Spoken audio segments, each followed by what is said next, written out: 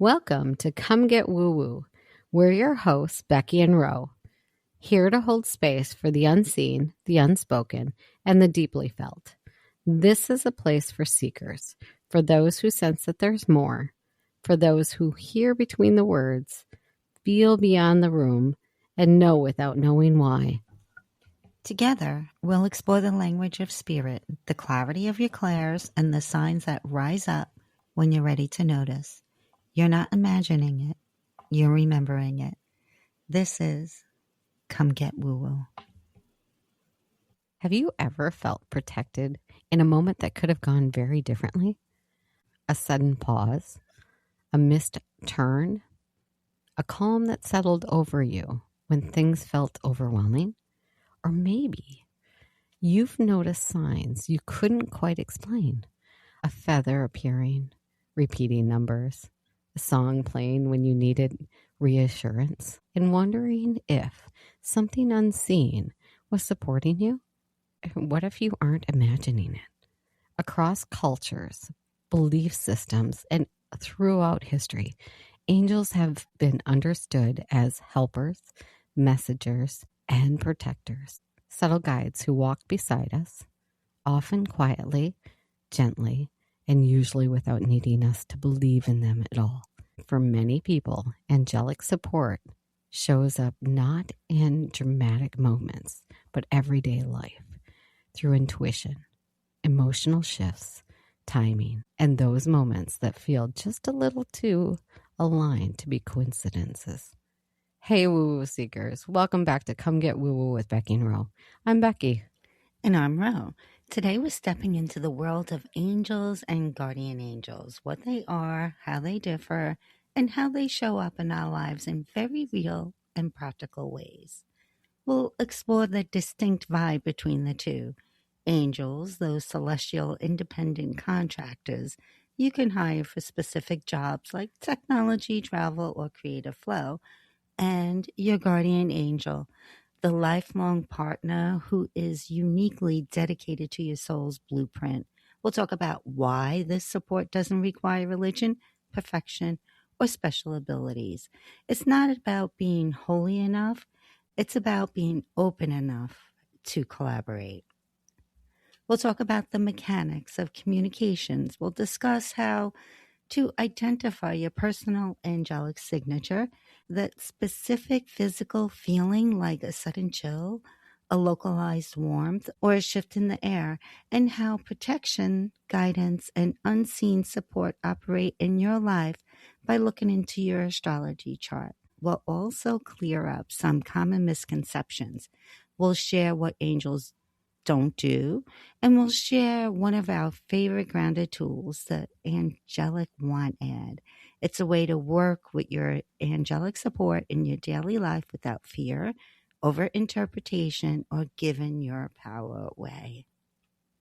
And before we dive in, remember this: angels aren't here to control your path or predict your future. They are the cosmic architects and personal coaches here to support your awareness, your choices, and your journey exactly as you are.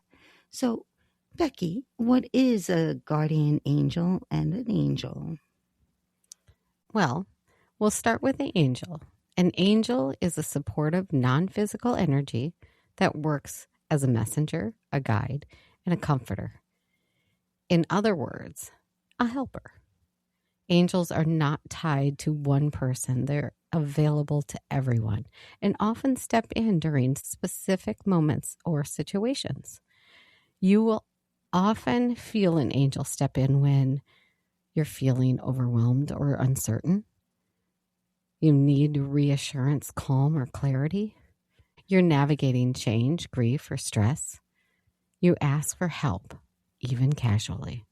And some of the ways that you can feel an angelic support is feeling that calm or relief, sudden clarity or emotional release, signs and synchronicities, intuitive nudges, and inner reassurance. Angels don't control choice or tell you what to do. They support your awareness so you can move forward with more ease. We also mention guardian angels. Now, a guardian angel is more of a personal guide assigned specifically to you. They are with you throughout your lifetime, offering consistent support, protection, and guidance. A guardian angel knows your personality, patterns, and emotional landscape. It works closely with your intuition, supports your growth, not just your comfort, and helps you redirect rather than interfere. Guardian angels are deeply personal. Their guidance often shows up as that gut feeling or inner knowing. Gentle nudges you can't quite explain, detours, or near misses. A sense of being supported even during hard moments. They don't remove challenges, but they walk with you through them. Do you have any times when you felt supported? You know, I would say yes, though I didn't know it at the time. When I was thinking about making a move in my career, it was going out on a limb. Jenna was 2. It was very stressful, and I just had this urge, this nudge. It was like, I have to go. I have to do this. So I had to literally come out of my security, because I went from, having a consistent paycheck to working for myself and being my own boss. And yeah, you have all that freedom. And it's kind of a running joke in my family that my boss is just hardcore. I don't get any vacation days. So it was a big leap. And I just felt like I needed to do that. So I would say that was one of the ones that just pops into my head really quickly. Since we were just talking about guardian angels, now you also wrote a meditation for that. I did. It's the Sanctuary of Protection. So it takes you through basically a little bit of a ride with your guardian angel. So yeah, it's pretty cool. Oh, that's awesome. I can't wait to do it. Yeah, that you can find that with our podcast companions, I believe, right? Yeah. Perfect. Yeah. So most people don't realize that your guardian angel actually acts as the receptionist for your spirit guides. You aren't sure who to talk to, you address your guardian angel. Since they've been with you since your first breath, they know exactly which guide to pull forward to help you with your specific problem. So, Ro, can you tell us the difference between the angels and guardian angels? So some of the differences are for angels, you may call them in intentionally. They may assist temporarily, and some are considered part of the angelic hierarchies. Now, guardian angels are considered personally assigned. They are deeply attuned to your soul contract. They know your fears, strengths, karma, and lessons, and they often communicate in very subtle, intimate ways. So the experience now can vary between person to person. Angels feel more powerful, expansive, bright, and sometimes intense. Guardian angels often feel softer, familiar, steady, almost like a lifelong companion of energy. Becky, where do these beings actually exist, and how is their world structured? Angels are from the celestial realm. The celestial realm is organized in 3 distinct layers of beings, each with a specific role and how the universe operates. The first layer is going to be your angels and archangels.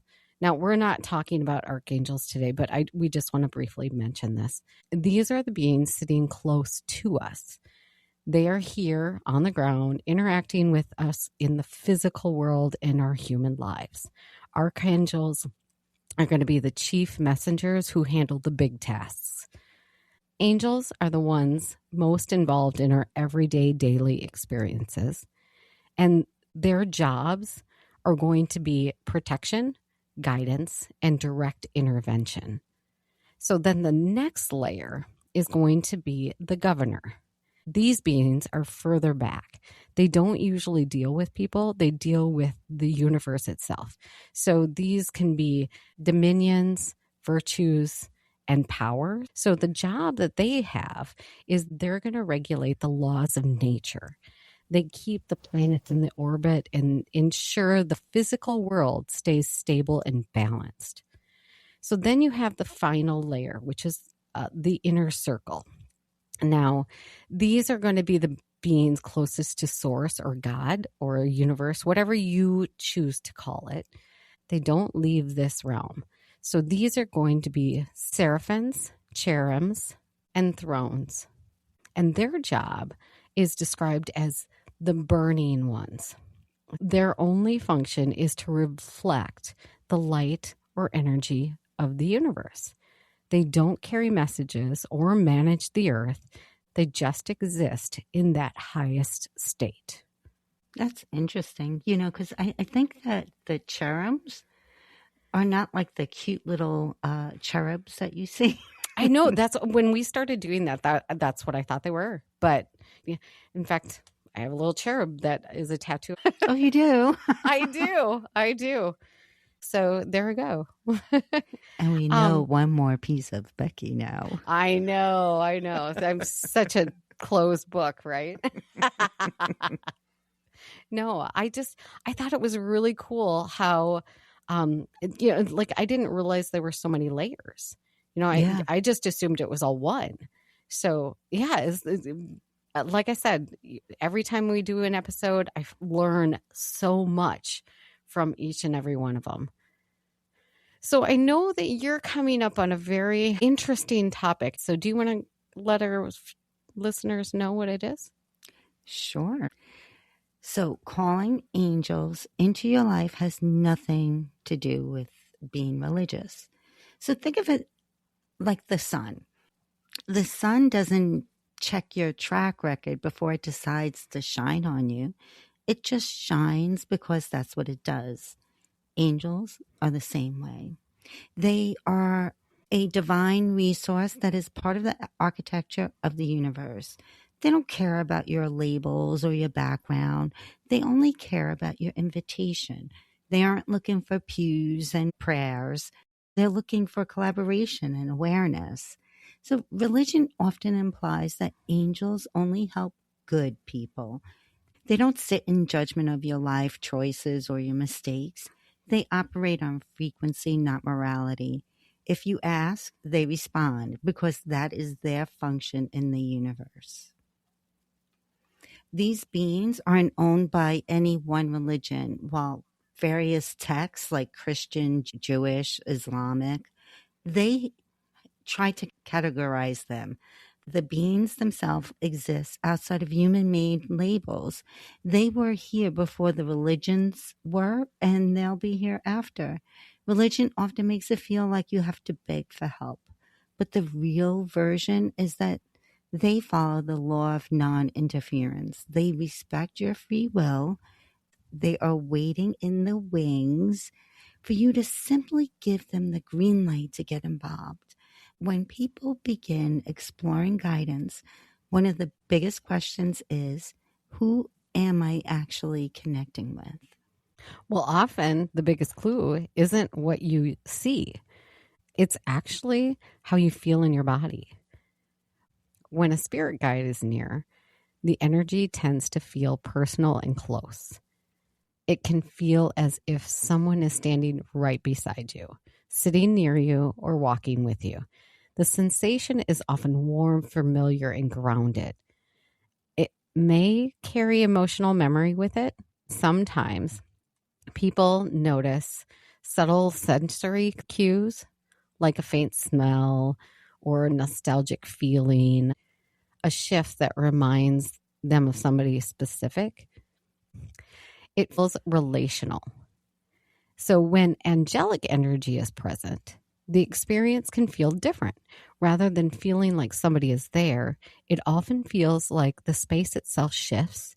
The energy may feel more vertical, as if it's descending from above and expanding outward from your chest. You can feel clearer, brighter, and more atmospheric. Some people notice the subtle pressure change, ringing in the ears, goosebumps, a heightened stillness. It's less about personality and more about presence. Of course, these aren't rigid rules. Everybody's intuitive language is quite different. We talk about that all the time in Messages in Motion. Mm-hmm. But over time, your body becomes very good at recognizing the difference between relational guidance and archetypal presence. And that recognition is the real discernment. So remember, a spirit guide are souls who have navigated the messiness of being human because they've had bodies and heartbreaks and jobs. They have a personality. When you connect with a guide, it feels like you're talking to a very wise, very old friend who knows your specific quirks. They are your mentors. And the spirit guide's primary function is to teach, mentor, advise, offer perspective from a lived experience. Guides may step forward during certain life phases and shift as your growth shifts. Now, angels, on the other hand, have never been human. They are more like extensions of the divine or pieces of cosmic architecture. They don't have personalities in the way we do, they have function. An angel of patience is literally just the frequency of patience. When you call in an angel, you aren't calling in a person, you are calling a power. So, angels' primary function is to protect, stabilize, strengthen, and hold structure. Now, guardian angels specifically are often described as steady and lifelong protectors. So, Becky, how do we know which one to call? Well, that's interesting. Think of it, the difference between calling your best friend and calling the fire department. You call your spirit guides in for the how-to. How do I handle a conversation with my boss? Which house should I buy? Help me understand why I'm making the same mistakes over and over. They are great for strategy, nuances, and the day-to-day human stuff.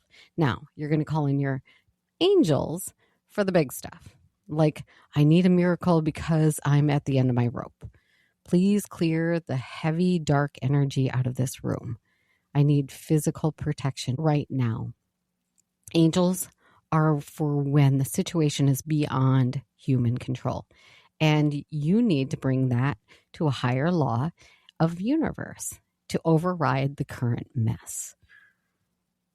So now, you and I have talked about this in our introduction, and it's one of my favorites. But Ro, do you want to talk about our next one? Yes, I'd love to.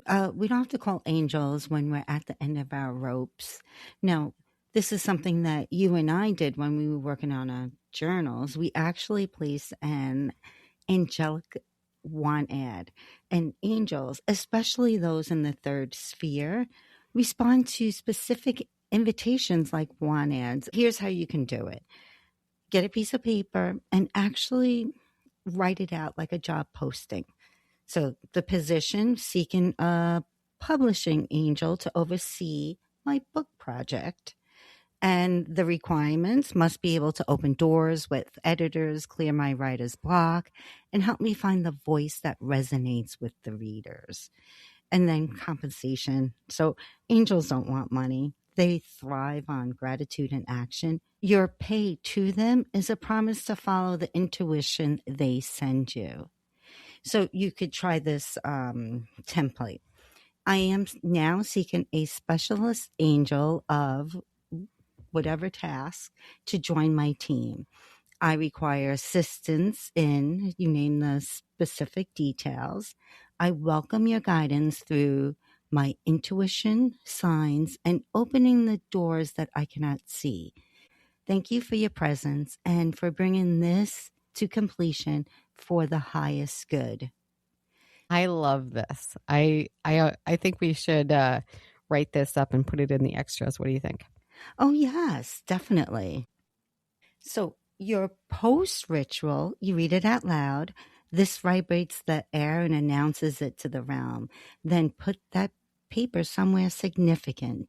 Tuck it into your laptop case if it's for writing, or under a candle. And then relinquish control. This is the hardest part. So once you've posted the ad, you have to stop micromanaging. Let the publishing angel do their job while you focus on the writing. Angels rarely show up in a physical suit and tie. Instead, they'll leave you business cards in your daily life. So if you're struggling with a paragraph and a random person at a coffee shop mentions a book or a phrase that is exactly what you needed to hear, that person was overshadowed by your hired angel. Let's say you see the name of a specific publisher 3 times in one day on a billboard, in an email, or mentioned in a podcast. That's your angel pointing a neon sign. And then, have you ever had a brilliant idea hit you while you were in the shower or driving? That's an angelic download. They wait for your brain to be in a relaxed state, alpha or theta waves, to drop the files into your mind. That happens to me constantly. All the time for me too. Or it's that, and I know that there's a name for it because we've talked about it, that state of consciousness that's not quite sleeping, but you're not quite awake either. Oh, yes. Yeah. I don't remember it offhand, but yes, I know exactly what you're talking about. That's what, remember I used to call you up and say, I got an idea for a book. Yes. Oh my God, yeah. I was in the shower. See? Usually when I'm driving. I'm going to do this, and that, and this, and that. I know. And I would be like, okay, all right. Like I said, I get them right in that not quite awake, not quite sleeping, or in the shower. Those are my 2 favorite ones to get any kind of download. Yeah, mine would be the shower or the car. Mm. You could also have physical sensations. So if you have a sudden coolness or tingling at the top of your head while you're working, that is often a sign that your specialist angel is currently standing over your shoulder. So there are specialist angels you might not have thought of. Becky, do you want to start us off with the first 5? First one is going to be the angel of logistics. So this is going to be the coordinator. This is kind of your air traffic controller. Here are some of the times that you might want to hire this one. When you're moving, planning a wedding, when you have a day with 15 appointments that seem impossible to fit together. I use that one quite often. Thank you very much. And this is some of the ways that it might even show up. You notice all the green lights, literally and figuratively. The person you need to call answers on the first ring, or a meeting gets canceled just as you realize that you were going to be late. I actually just had, and it's unfortunate, but I had 2 events that are supposed to be happening on the same exact day, and I want to attend both of them.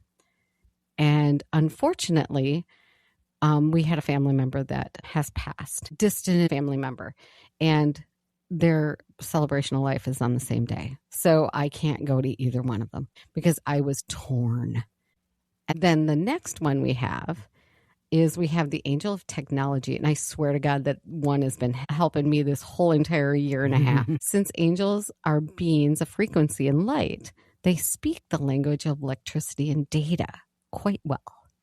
So you're going to hire this one when you're having trouble with the computer, when you're terrified of hitting send, which you know that I did quite often. I'd be like on Zoom with you. I'm like, okay, can I touch this? Or when you're overwhelmed with new software. And oftentimes it's going to show up with the sudden feeling of an urge to restart, or it actually works. Or if you find a forum post from 2014 that has exactly the line of code you need. So that one I found very interesting. This one I need more often. The angel of finding. So this is going to be your angel of lost and found. In many traditions, it is often associated with Archangel Shamiel. But there are countless smaller finding angels who specialize in the mundane things in life. So you can hire them to find lost keys, missing documents, even finding the right person for the job. These often show up as a sudden or unexpected urge to look under a rug you haven't moved in months, or your eye being pulled to a specific spot on a shelf. When I lose something, I call it out. Phone, or shoes. Like it's going to answer me, but yeah. How are you losing your shoes, though? I'm just curious. Because I don't take them off on the same spot. Oh, okay. Right. I thought maybe one of the dogs would get a hold of him or something like that. I know somebody that their dog steals clothes. Yeah, that's it. Annie and Qatar in cahoots, and they're moving my shoes. It's not that I'm forgetting. Yeah, we'll go with that one. Yeah. So the next one I have is the angel of sound and atmosphere. So this is going to be your vibe setter. These angels specialize in the feel of a space. So you're going to hire them before a difficult dinner party, a tense meeting, or when you feel like your home feels heavy or stagnant. And they're going to show up as a sudden shift in the room's temperature or a feeling of freshness, like a window that was just opened, even though it wasn't. So now I have an actual example of this one too. So when I was in the midst of preparing everything for my house, and it was just crazy, and Chris came here and stayed. And Dawn and I went to my house. Nobody was living there. And there was just all this heaviness. And I swear to God, those two were sent to help me out because I got advice on how to help clear it. But I was novice and I wasn't very confident, where Chris and Dawn came in, and the three of us went through my house. And my house has never smoked so much in its life.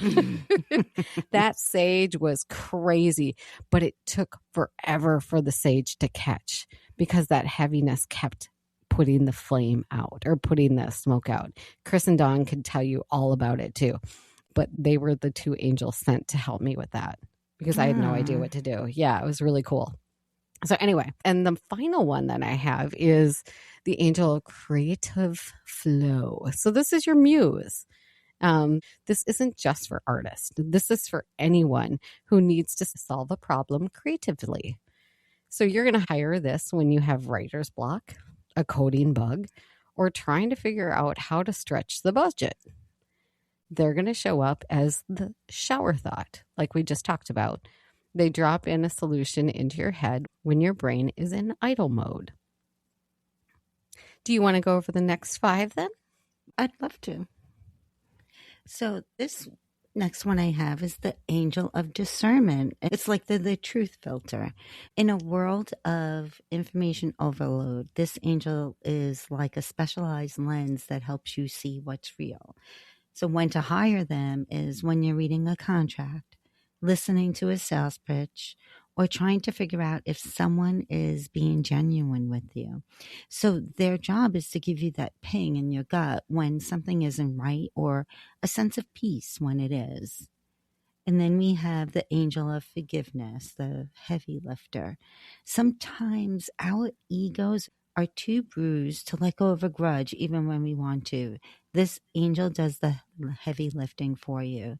So when to hire? When you want to stop being angry at someone, but your mind won't stop looping the argument. You delegate the anger to them. You say, I can't forgive this person yet, so I'm hiring you to hold this resentment for me until it dissolves. I love that. Yeah. I could have used some of that probably 10 years ago. Oh, then we have the angel of lost objects and lost time. We talked about finding keys, but this specialist handles lost time. So when to hire them, when you feel like your day is slipping away and if you've accomplished nothing, or when you're stuck in a waiting room of life, like waiting for a callback, a test result, or a house to sell. They help you find the value in the wait or miraculously compress tasks so you get 2 hours of work done in 30 minutes. I like that. I need to call on those a little bit more, I think. Yeah. And then we have the angel of animal companions. So many traditions believe that animals have their own angelic overlight because animals don't have the same ego blocks as humans do. So when to hire them, if your pet is sick, if you're trying to find a lost cat, or if you're introducing a new pet to the household. They act as the translator between your heart and the animal's instinct, creating a calm, den energy in the home. I like that one too. I know, I do. And then we have the angel of rest and dreams. This is the specialist for the night shift. So when to hire them? When you're suffering from insomnia or have repetitive nightmares. You hire them to stand guard over your subconscious. You can even ask them for a dream lesson to show you a solution to a problem while you sleep so you wake up with the answer. So I've actually used that one. Oh, have you? Mm-hmm. I'm like, okay, this is the issue I've got. I'll write it in my journal. I'd be like, can somebody help me with this, please? So I also have a podcast meditation as well that deals with the specialist of logistics, the specialist of harmony, and the specialist of clarity. Oh, that's wonderful. And again, those will be in the companion meditations. Yes, absolutely. Perfect. So if you're wondering if there's an angel for something specific you're facing, the answer is almost always yes. A good rule of thumb, if it's a noun or a verb, there's an angel for it. So the angel of gardening, the angel of public speaking, angel of financial boundaries, angel of restful travel, all of it. Now, these specialists often work through compulsion. You'll feel a sudden compulsion to take a different route home or a compulsion to check a drawer that you just checked 5 minutes ago. That's a specialist nudging your physical body in the right alignment. If you're skeptical, start small. Put in a want ad for something that has low stakes, like a parking spot. Ask them to find you a spot today. When it happens, give a genuine thank you. This builds the energetic bridge so that when you ask for the publishing angel, the connection's already strong. Here's why putting it in a want ad is actually a healthier spiritual practice, because what it does, it honors free will. In the angelic realm, there is no interference protocol unless you are in immediate life-threatening danger before your time. Angels genuinely won't jump in without being asked. But by putting out a want ad, you are effectively giving them legal permission in the spiritual sense to get involved in your business. It's like opening a window to let the breeze in. It also prevents wits end moments. So why wait until you're drowning to ask for the life jacket? Putting in a want ad for a writing angel or an angel of financial flow before things get desperate allows them to work behind the scenes. They can smooth out the road ahead of time so you don't hit the walls in the first place. It also creates a partnership, not a rescue. If you only call them when you're at your wit's end, the relationship is purely emergency services. If you call them for your projects, your dreams, and your daily tasks, the relationship becomes collaboration. It turns your life into a co-creation. Never feel like your request is too small. To an angel, there is no difference in the amount of effort it takes to help you find a lost earring versus helping you find a publisher. To them, they're all just energy and alignment. Think of it like this: a professional athlete still has a coach for the basics, right? You aren't wasting their time by asking for help with the small stuff. You are actually training yourself to hear their voice more clearly when the big stuff happens. I just love that. What do you think? Too. Yeah, I do too. I think one of the things that it does, it just frees you up to actually ask for help. Because I know I'm not very good at that. Yeah, me neither. So since they are always on, you don't need a formal want ad, but you do need to create a communication channel. So even if you don't know their real name, give them a placeholder or ask them to reveal a name to you in a dream. Addressing them specifically, Guardian, I need you on this, sharpens the connection.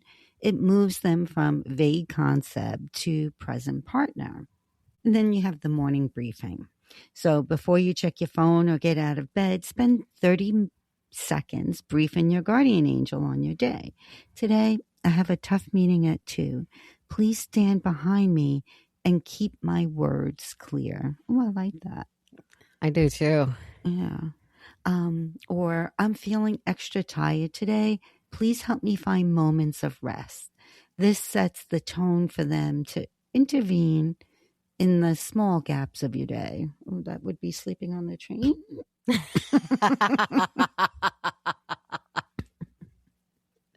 Perfect. And then you have your intuition check. So your guardian angel's primary way of speaking to you is through your own thoughts. This is why people often miss them. The difference, your own ego thoughts usually sound like, I should do this, or I'm worried about that. The angelic nudge sounds like a sudden, calm, objective directive.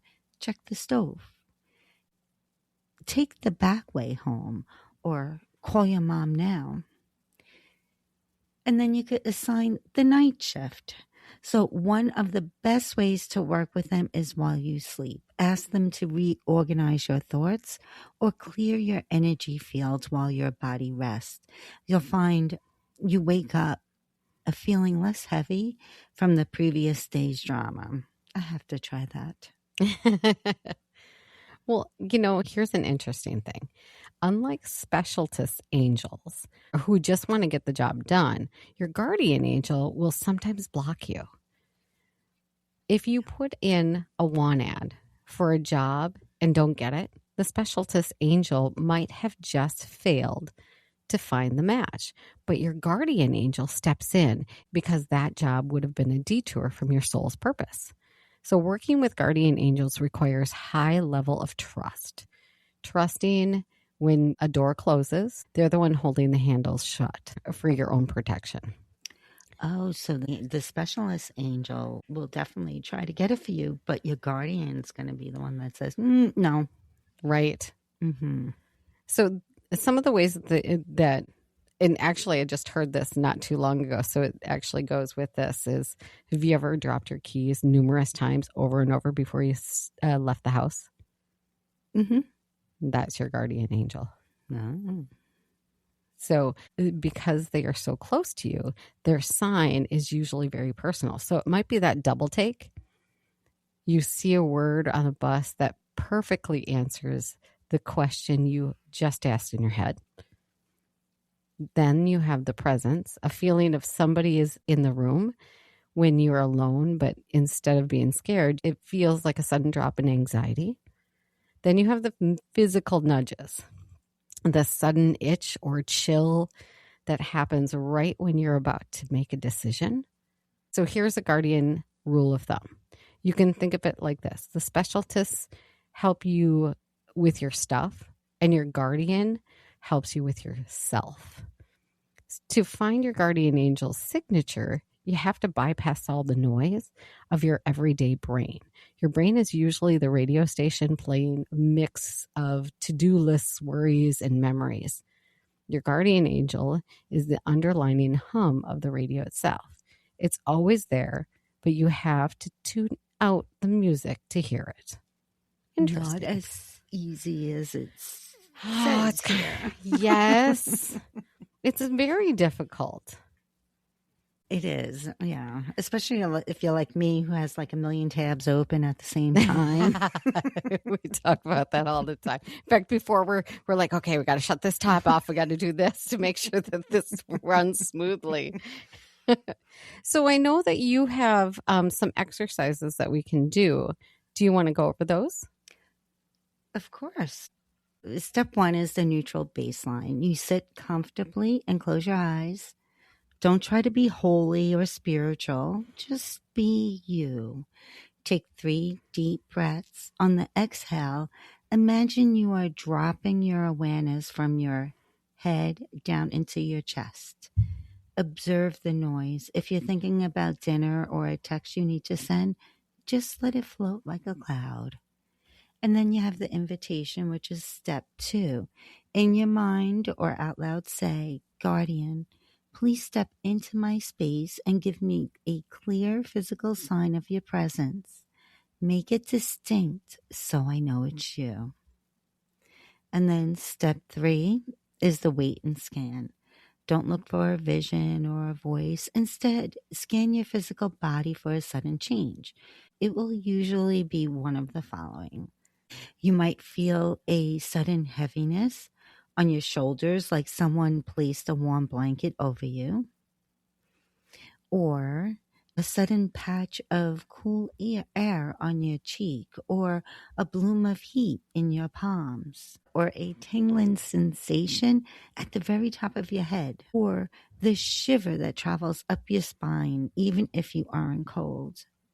And lastly, a feeling like the air in the room just got thicker or more peaceful, making you want to take a much deeper breath than usual. Can I add one? Because one of the things that I actually feel, Yes. I actually hear or feel a flutter around my ears. Oh, Yeah. It's really cool. very cool. And then step 4 is the validation. Once you feel that sensation, say, thank you. Now, if this is truly my guardian, please move that sensation to a different part of my body, like my hand or my foot, like that. Mm-hmm. And then wait for it. If the sensation moves or intensifies, that is your signature. That is really cool. So, Becky, what about angels versus saints? So that is very interesting. Angels are celestial beings who have never been human. Saints are the all-stars of the human race. So because saints were once flesh and blood, they occupy a very different space in the realm than angels. They've felt physical pain. They've been annoyed by their neighbors. They've struggled with doubt, and they've had to pay bills. In the celestial office, they sit right between us and the angelic divine levels. They act as advocates.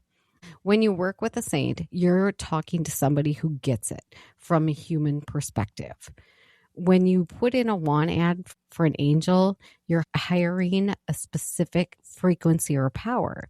When you ask a saint for help, you're asking for intercession.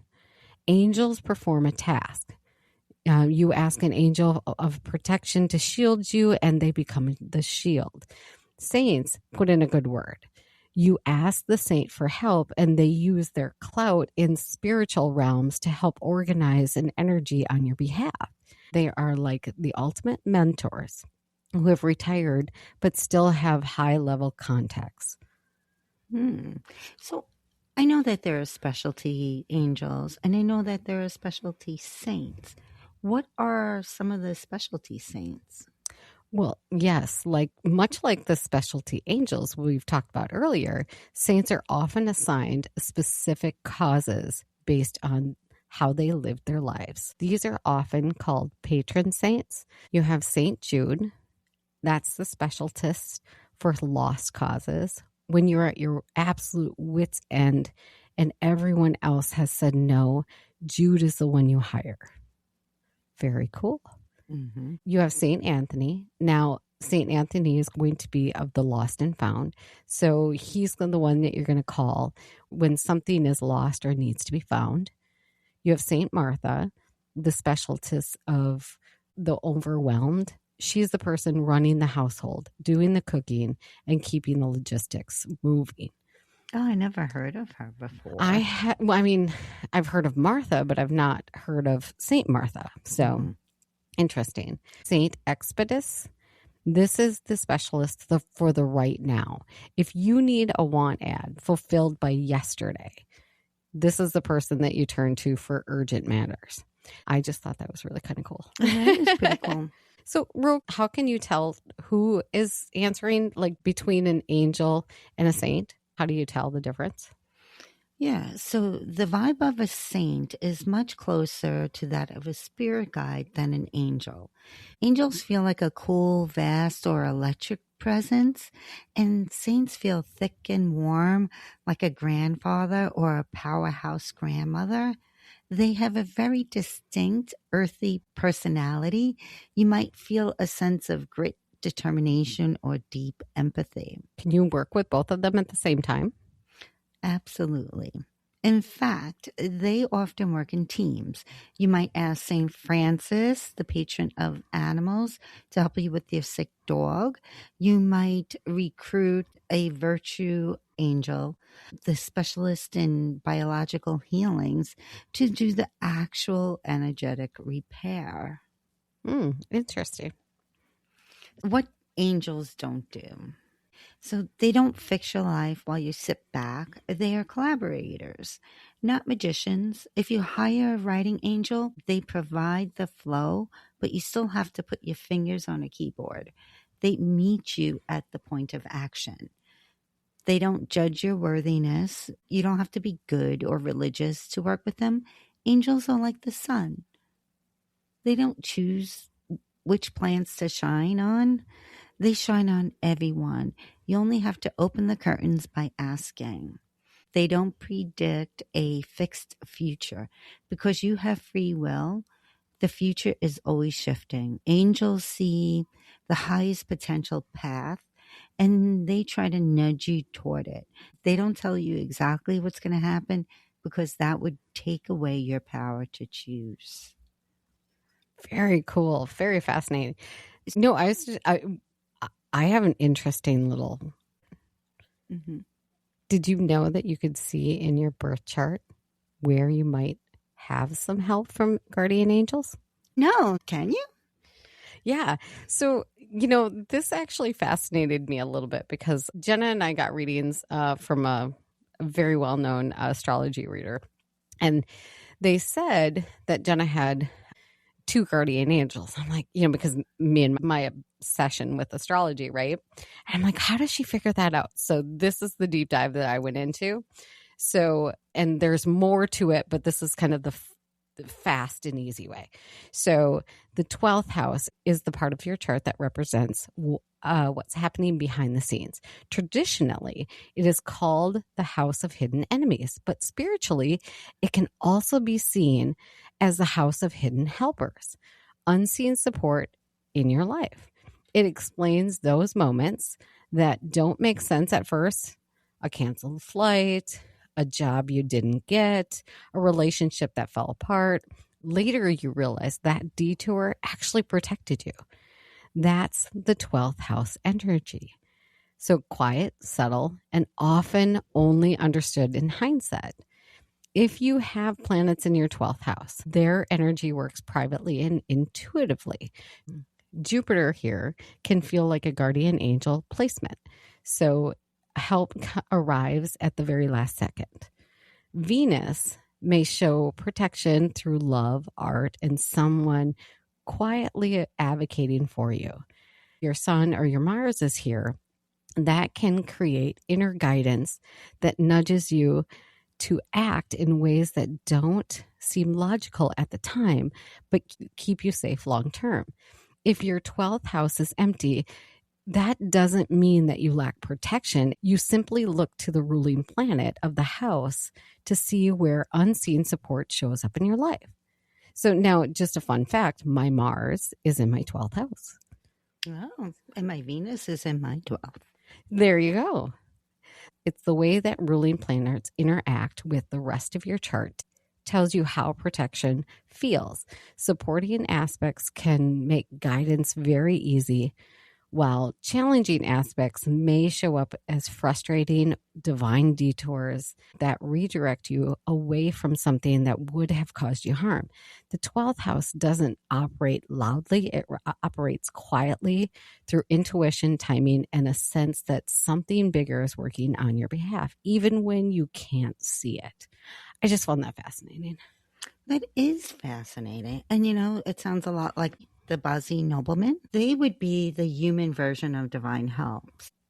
This is the person who shows up with the key just as the door locks, or the mentor who sees your potential before you do, or perhaps a stranger steps in exactly the right moment to change your trajectory. It kind of reminds us that the universe doesn't watch over us from afar. It often sends its grace through the hands of people standing right next to us. I love that. Mm-hmm. Yeah, I think you're absolutely right, though. That it's very similar to the Bazi nobleman. Yeah, it's interesting. You come in angel form, human form, saint form, spirit guide form. All this help. I know. To be honest, we all need it. Yes. Or at least I do. I do too. So before we close today, here's something to keep in mind. Angelic guidance is rarely dramatic. It doesn't need wings in the corner of the room or a booming voice from the ceiling. More often, it shows up as clarity when there is confusion, calm when there is chaos, courage that feels a little bit bigger than your fear. And angels tend to work through alignment. Guardian angels, especially, often feel steady and consistent, not flashy, not loud, just present. If something feels protective, stabilizing, and quietly persistent, that's often guidance at work. And here's what we want you to remember: everyone has support, not just for the intuitive or the spiritual, not just for the people who see lights and colors. Being human is the only prerequisite. You don't need to earn angelic support. You don't need a ritual. You don't need a perfect belief. You just need a moment of attention. So this week, I want you to try something. Pick one specific thing you're struggling with, even something small. Ask for help with it. Don't make it a big deal or a ritual. Just state what you need. Then pay attention to how this situation shifts or how your own energy changes. I just love doing this episode, Becky. It's just enlightening. I agree. Learn something new all the time. Mm-hmm. So what are we doing next week? In our next episode is Messages in Motion. We'll be returning to the words from the Woo Woo Seeker's Journal, A Journey for Your Signs and Symbols, Book 1, and exploring how signs and symbols begin to speak once you understand the structure behind them. See how spirit gets your attention when you're not looking for it, and how meaning shows up in ordinary moments. And here are the words for this week from the Woo Woo Seeker's Journal, A Journey for Your Signs and Symbols, Book 1. Feather and glove. See what rises, see what resonates. You can find the meditations to these words in our YouTube channel at Woo Woo Seekers. All the words can be found with direct links in our newsletter at comegetwoowoo.com, with new meditations released the first of every month. If you want to deepen your journey, explore our other meditation series, The Sacred Tree and Soul's Garden, also available on our YouTube channel at Woo Woo Seekers. Thank you. Thanks for getting woo-woo with us today. If something sparked a memory a message, or just made you smile, share it with a fellow seeker because the journey is always better when you can grow together. Be sure to find us on TikTok, Instagram, and YouTube at Woo Woo Seekers so you can like, follow, and subscribe. You can also follow us by visiting our website, comegetwoowoo.com. We are so much more than just another podcast. We're building a community of seekers just like us. We love hearing from you. If you've got signs, symbols, or stories that you want to share, email us at woowooseekers@gmail.com. Or any questions about today's episode, you can email us at comegetwoowoo@gmail.com. Until next time, stay curious, stay open, and as always, come get woo-woo with us.